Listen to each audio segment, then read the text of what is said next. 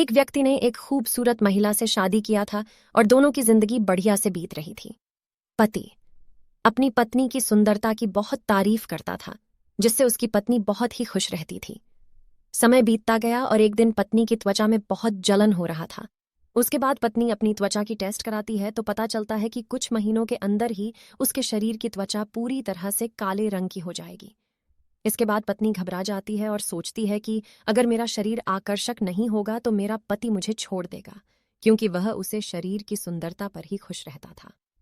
पति कुछ दिनों के लिए किसी काम से बाहर जाता है तो पत्नी सोचती है कि जब ये कुछ दिनों में अपने काम से वापस आएंगे तब तक मेरा शरीर कला पड़ चुका होगा और फिर मेरे पति मुझसे नफरत करने लगेंगे।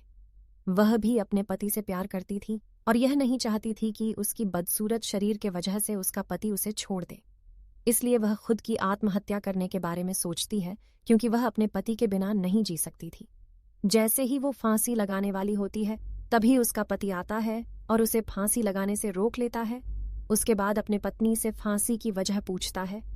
फिर पत्नी पूरी कहानी बताती है।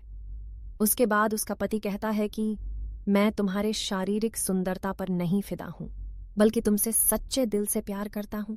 चाहे तुम्हारे शरीर का रंग काला है या गोरा, इससे मुझे कोई फर्क नहीं पड़ी दिखता है।